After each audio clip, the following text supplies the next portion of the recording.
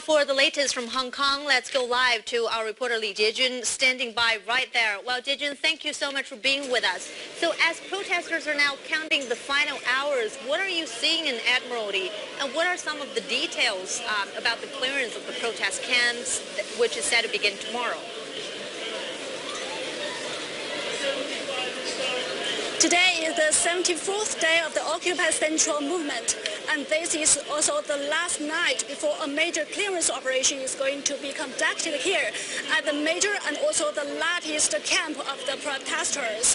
And many Hong Kong citizens come here to take pictures because maybe at this time tomorrow this would be totally a different scene. All the tents and the barricades will be removed, and the traffic will return to this road in downtown Admiralty. And according to my observation, a few hundred protesters remain here.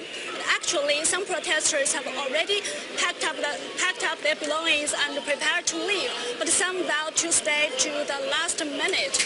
And the figure of the demonstrators are expected to rise tomorrow as the student leaders call for more protesters who have already participated in the movement and are willing to take the legal consequences to return.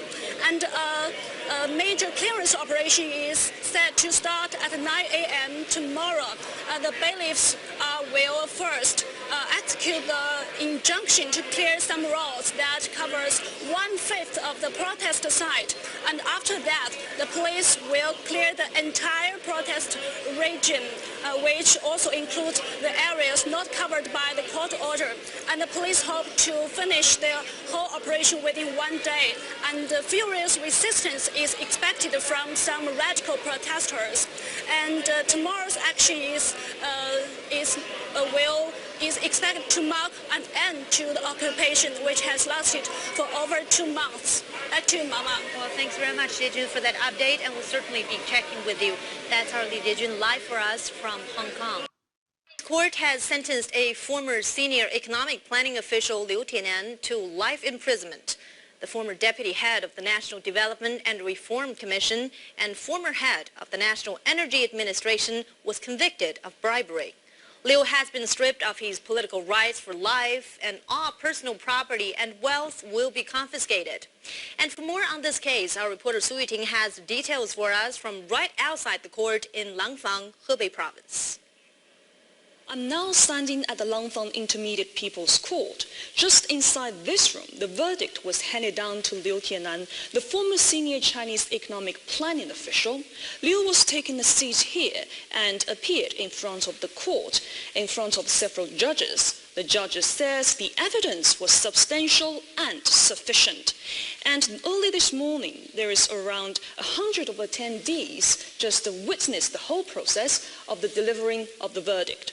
Under the verdict, Liu Tianan was just sentenced to life in prison, and he was deprived of political rights for life, with all of his personal assets confiscated. According to the indictment, Liu has seeking benefits for others by taking advantage of his position, and he has accepted a large amount of financial incentives, around 35.6 million RMB, or about 5.8 million US dollars.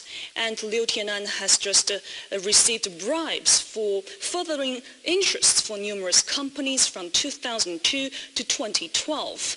And many say the downfall of Liu Tianan just showcased China's determination to fight against corruption, and it also demonstrates the power of Chinese netizens as a very important anti-corruption force, because the allegations against Liu Tianan was first exposed by the prominent journalist Luo Changping, who has exposed Liu's illegal undoings and activities online, and accusing him of fraud, graft, and sending death threat.